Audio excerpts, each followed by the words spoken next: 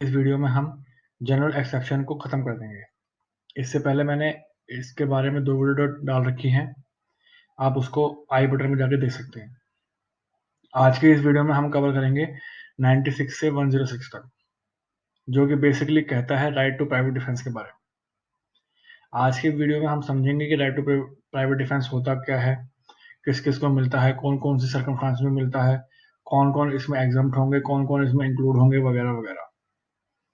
सो शुरू करते हैं right to private defence.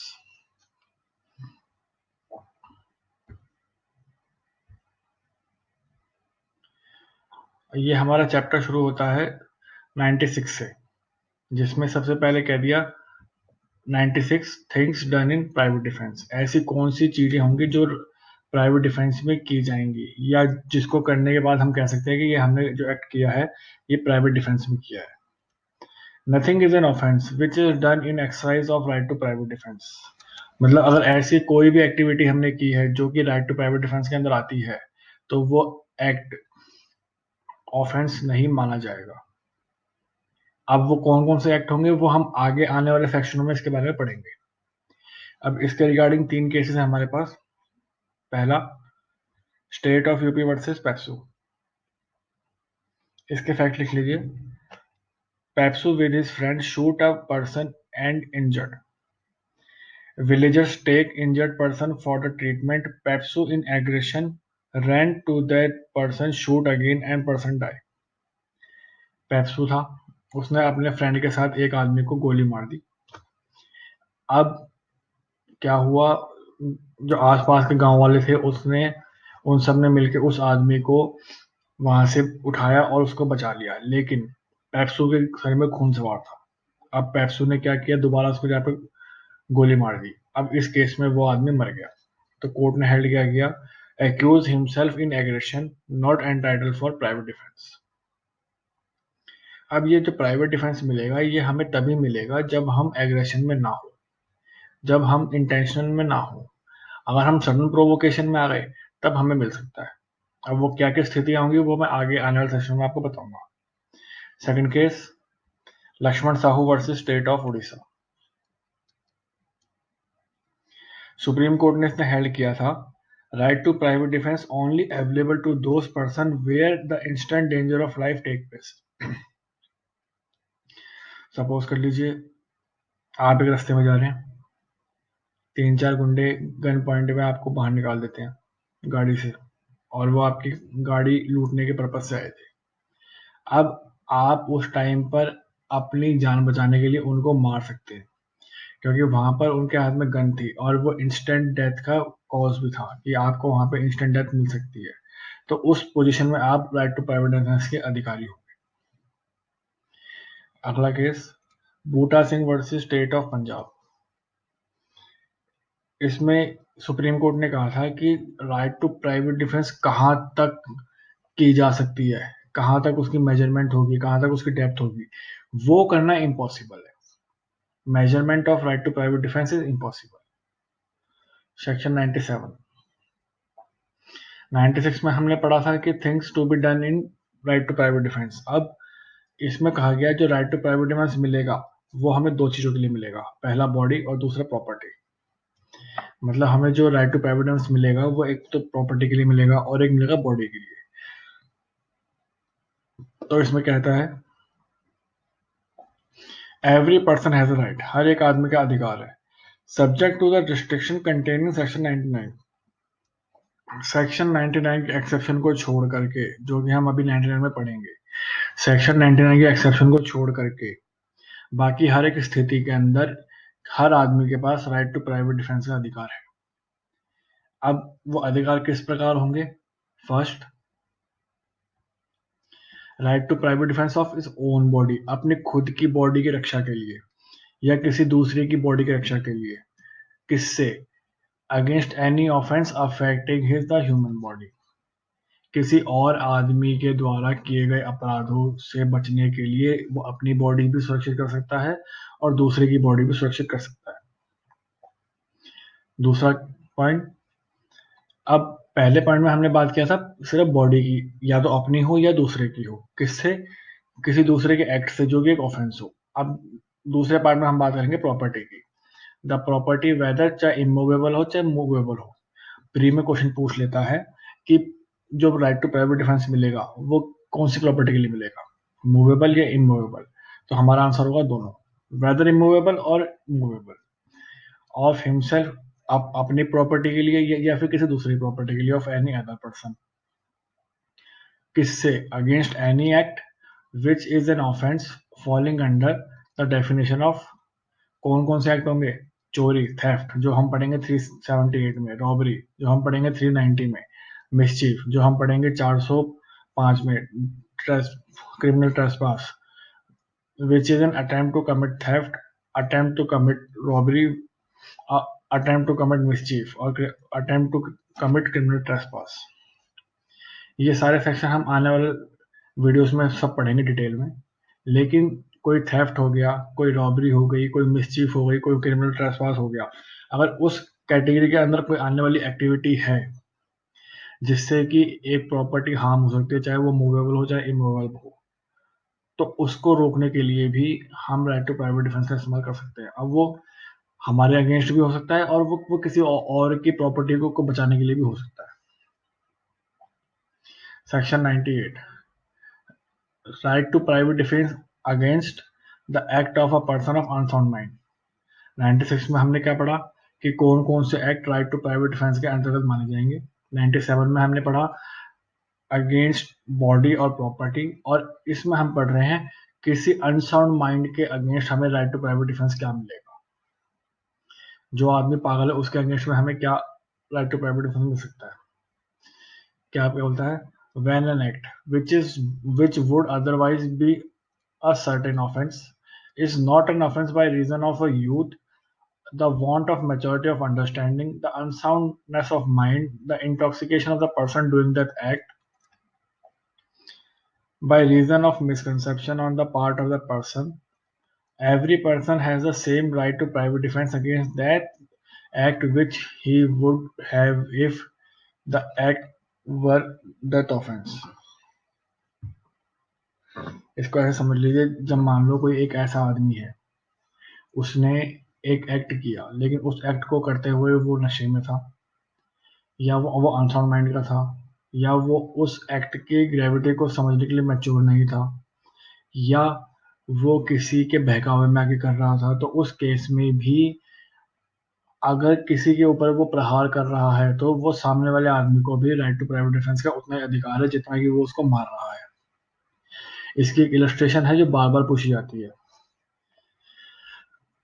Z under the influence of madness, कोई मिस्टर जेड है, वो पागलपन के दौरे में है, उन्होंने पागलपन के दौरे में ए को मारने का प्रयास किया। Z is guilty of no offence. अब क्योंकि जेड एक पागलपंती के दौरे में था तो इसलिए वो कोई अपराध के लिए लायबल नहीं होगा, लेकिन यहाँ पर ए के पास भी वही राइट है जो कि जेड एक्ट कर रहा है अपनी आत्मरक्षा के लिए। मतलब अगर जेड ए को मार रहा है तो ए को भी उतना ही राइट है कि वो अपनी रक्षा के लिए जेड को मार सके, और अगर उसने मार भी दिया तो वो ए ने कोई ऑफेंस नहीं किया, ए को राइट टू प्राइवेट डिफेंस मिल जाएगा। अब यहाँ पे सबसे जरूरी बात यह है कि राइट टू प्राइवेट डिफेंस जो मिलेगा वो उतना ही मिलेगा जितना सामने वाला उसको एक्ट दे रहा है। ऐसा नहीं है कि अगर वो आपको को डंडे से मार रहा है तो आप उसको शूट कर दोगे, अगर वो आपको थप्पड़ से मार रहा है तो वो आप उसको शूट कर दोगे, ऐसा नहीं। जिस तरीके का आपको मिल रहा है आप उतना ही यूज कर सकते हो राइट टू प्राइवेट डिफेंस के लिए, उससे एक्स्ट्रा नहीं कर सकते। अगला, A enter by night a house which is legally entitled to enter. A अपने घर में घुस रहा था रात को, Z in good faith taking A for the house breaker attack A. अब जेड ने ये समझते हुए कि ए जो है यहाँ का मालिक नहीं है, यहाँ का चोर है यहाँ पे, तो उसने जेड ने ए के ऊपर प्रहार किया। अब यहाँ पर ए के पास भी उतना ही राइट है जितना कि जेड ने उसके ऊपर मारा। अब अगर सपोज जेड ने ए के ऊपर डंडे से मारा तो यहाँ पर ए भी अपनी रक्षा के लिए डंडे का इस्तेमाल कर सकता है। No offence but A has the same right of private defence against Z. which would be have if Z was not acting under the misconception. मतलब अगर Z ने उसको मारा मिसकंसेप्शन में भी, तो यहाँ पर भी A के पास उतना अधिकार होगा कि वो अपनी आत्मरक्षा के लिए डंडे का इस्तेमाल कर सके और वो Z को मार सके। लेकिन यहाँ पे मारना कब है? अपनी प्राइवेट डिफेंस के लिए और किसी पर्पस के लिए नहीं। Section 99, act against which there is no private defence. अब ऐसे कौन कौन से एक्ट होंगे जिनके अगेंस्ट हमें राइट टू प्राइवेट डिफेंस मिल ही नहीं सकता? कौन कौन से होंगे? There is no right to private defence against act which does not reasonably cause the apprehension of death, apprehension of grievous hurt। मतलब जहां पर हमें तत्काल मृत्यु की संभावना ना हो, जहां पर हमें तत्काल ग्रेवियस हर्ट की संभावना ना हो, वहां पर हमें राइट टू प्राइवेट डिफेंस नहीं मिल सकता। मैंने आपको एग्जांपल दिया था कि आप एक सड़क पर जा रहे हैं गाड़ी में, आपको 4-5 लोगों ने घेरा बंदूक पकड़े हुए, तो वहां पे आपकी गाड़ी लूटने के पर्पज से खरीदा और बंदूक दिखाई तो आपको इंस्टेंट डेथ का रीजन भी हो गया, तो वहां पे आप इस्तेमाल कर सकते थे। लेकिन अगर कोई ऐसे ही आ जाता है और आपको चाटा मारे तो आप उसको वहां पे शूट नहीं कर सकते, क्योंकि वहां पे आपको इंस्टेंट डेथ का कॉज नहीं था। इफ डन और अटेम्प्ट टू बी डन। अब अगर ऐसा कोई एक्ट किसी पब्लिक सर्वेंट ने किया होगा और गुड फेथ में किया होगा और अपने काम को परफॉर्म करते हुए किया होगा, तो उस केस में हमें राइट टू प्राइवेट डिफेंस नहीं मिलेगा, क्योंकि वो एक्ट जस्टिफाइड बाय लॉ है, जो मैं आपको पढ़ा चुका हूँ सेक्शन 79 के अंदर। उसने अपनी ऑफिशियल ड्यूटी में रह करके वो काम किया है, उसने अपने सुपीरियर का कहना मानते हुए वो काम किया है, तो उस केस में उसके अगेंस्ट हमें प्राइवेट डिफेंस का राइट नहीं मिलेगा। There is no right of private defense against an act which does not reasonably cause the apprehension of death or grievous if done attempt to be done by the direction of public servant acting in a good faith under color of his office, though the direction may not strictly justified by law। अगर किसी subordinate सिपाही ने अपने अफसर के कहने पर किसी को शूट कर दिया, तो वो सिपाही उस एक्ट के लिए लायबल नहीं होगा। क्यों? क्योंकि उसने सिर्फ और सिर्फ क्या फॉलो किया है? अपने सुपीरियर का ऑर्डर फॉलो किया है, ना कि अपनी इंटेंशन से किया है। There is no right to private defence in case in which there is a time to have resource to protection of public authorities. Suppose कर लीजिए मिस्टर राम है, वो अपने खेत में काम कर रहे थे। अब 3-4 लोग आए, उन्होंने उसको धमकाया, राम को। अब राम ने इंस्टेंटली उसको मार दिया। अब अगर राम चाहता तो पुलिस को इन्फॉर्म कर सकता था। अब वहां पे राम के पास इन्फॉर्म करने का टाइम भी था, लेकिन उसने इन्फॉर्म किए बिना अपने वो कुल्हाड़ी से एक को मार दिया। तो यहाँ पे राम को प्राइवेट डिफेंस नहीं मिला। क्यों? क्योंकि उस टाइम पर राम के पास पुलिस को इन्फॉर्म करने का टाइम था, या किसी और कंसर्न अथॉरिटी को इन्फॉर्म करने का टाइम था, जिससे कि वो एक्ट नहीं होता या वो बच सकता था। लेकिन यहाँ पे राम ने उसको मारा, तो यहाँ पे राम को प्राइवेट डिफेंस नहीं मिलेगा।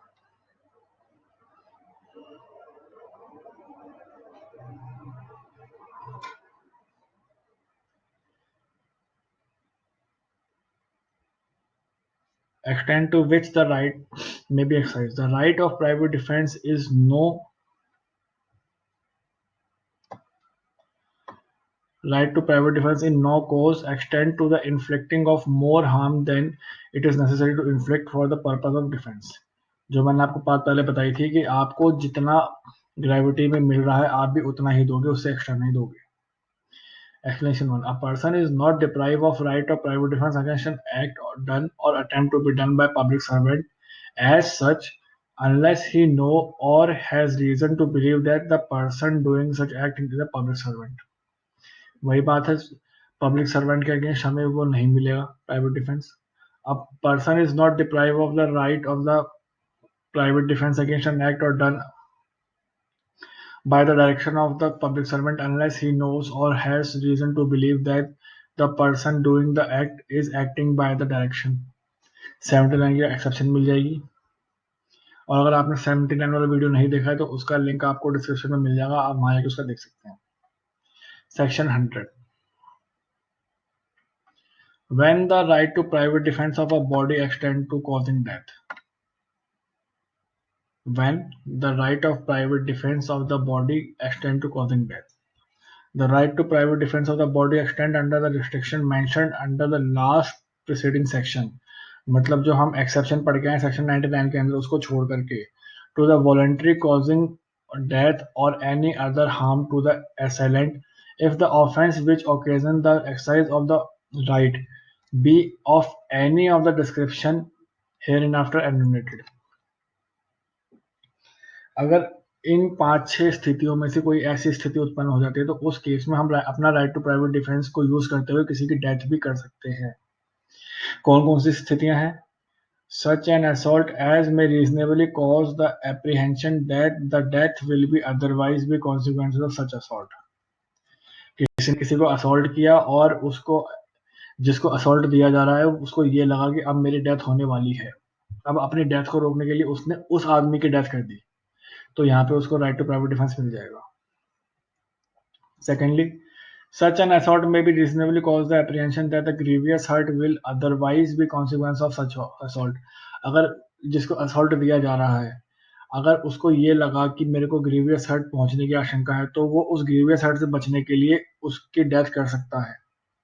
Thirdly, an assault with intention to committing rape, अगर किसी को लगे कि इसके एक्ट से मेरा रेप होना पॉसिबल है तो उस अपने रेप को बचाने के लिए वो उसकी डेथ कर सकती है अपने प्राइवेट डिफेंस के अंदर।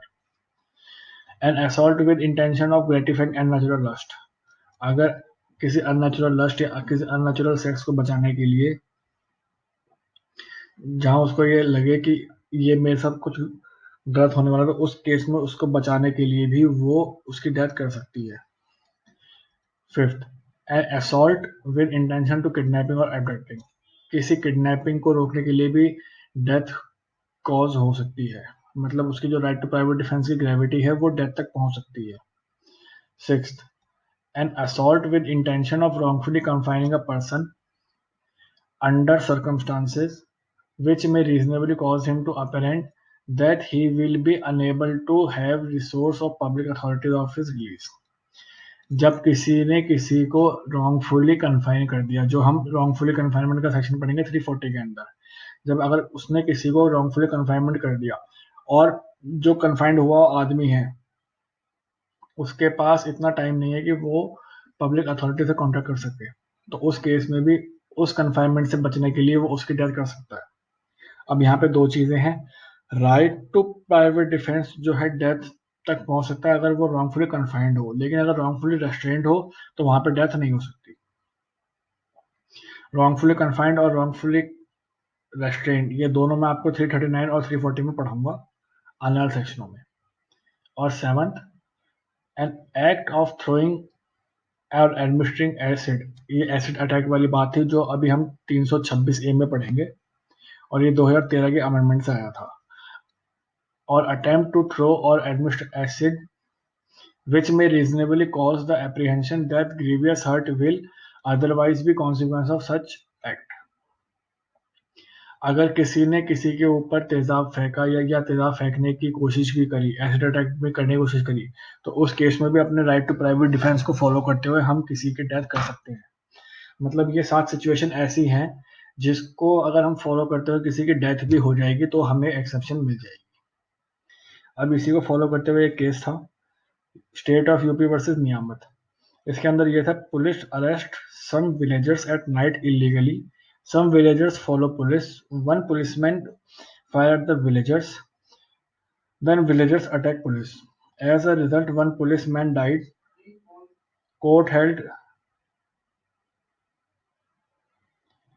held this act as a right to private defense.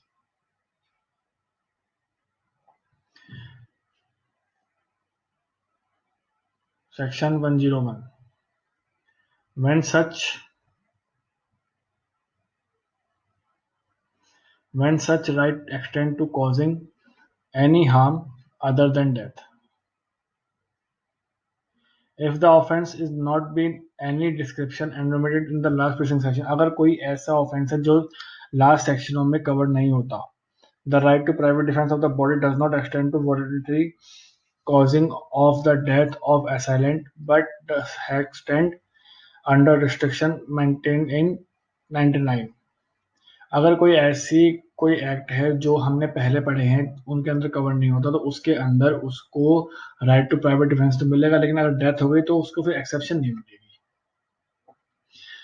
Section 102. Commencement and continuance of right to private defense of body. The right to private defense of body commences as soon as reasonable apprehension of danger to the body arises from the attempt or threat to commit an offence, though the offence may not have committed, and it continues as long as such apprehension the danger of the body continues. मतलब हमें right to private defence वहां तक मिलेगा जहां तक हमें आशंका है कि हमारी डेथ हो सकती है, या फिर ये आदमी हमारी डेथ कर सकता है, या इस आदमी से हमें ग्रीवियस हर्ट होने की संभावना है, या इस आदमी से हमें कोई लॉस होने की संभावना है, तो हमें वहां तक राइट टू प्राइवेट डिफेंस मिलेगा। Section 103. When the right to private defense of a property extend to causing death. The right to private defense of the body extend under the restriction mentioned in 99 उसकी exception को follow करते हुए to the voluntary causing death और any other harm to wrongdoer if the offence the committing of which the attempt to commit which occasion exercise. अब इसमें सीधी सीधी बात ये कह रखी है कि अगर ये 5 स्थितियां हुई, अगर ये 4 स्थितियां हुई, तो उसके अंदर हम उसकी डेथ भी कर सकते हैं। कौन कौन सी? फर्स्ट रॉबरी, दूसरा हाउस ब्रेकिंग बाय नाइट। अब यहाँ पे ध्यान रखना, जो हाउस ब्रेकिंग होगी वो रात में होनी चाहिए, दिन में हुई तो हम उसकी डेथ नहीं कर सकते, लेकिन अगर रात में हुई तो हम उसकी डेथ भी कर सकते हैं। तीसरा mischief by fire on any building और एनी टेंट एनी वेसल जिसके अंदर ह्यूमन बींग रहते हों। और चौथा थेफ्ट मिसचीफ हाउस ट्रेसपास जिसके अंदर हमें हर्ट करने की संभावना हो। तो ऐसे केसों में हम राइट टू प्राइवेट डिफेंस का इस्तेमाल करते हुए उसकी डेथ भी कर सकते हैं। Section 104. When such right extend to causing any harm other than death, if an offence committing of which the attempt to commit which occasion extra right to private defense threat हो गया, अगर ऐसी कोई चोरी में कर दिया, मिसचीफ में कर दिया, क्रिमिनल ट्रेसपास, हम जो अभी पहले पढ़ते आ रहे हैं वही सेम बात है, बस यहाँ पे हम उसकी डेथ नहीं कर सकते, क्योंकि ये जो ऑफेंस है ये छोटे मोटे अपराध में आते हैं। एज कम्पेयर टू 103 वो थे ह्यूमन बीइंग को डेथ पहुंचाने वाले, लेकिन यहाँ पे उससे चोरी से किसी की डेथ नहीं हो रही, क्रिमिनल ट्रेसपास से किसी की डेथ नहीं हो रही, इसीलिए हम राइट टू प्राइवेट डिफेंस का यूज करते हुए इसके अंदर हम किसी की डेथ नहीं कर सकते। Section 105. Commencement and continuation of right to private defence of property. कहाँ तक हो सकता है? वहां तक होगा जहां तक उसकी प्रॉपर्टी को कोई लॉस हो रहा हो, जहां पर उसको पर्सनल लॉस हो रहा हो, तो उसको उन सब को बचाने के लिए वो अपने राइट टू प्राइवेट डिफेंस का इस्तेमाल कर सकता है। अब section 106. Right to private defence against deadly assault when there is a risk of harm of innocent person.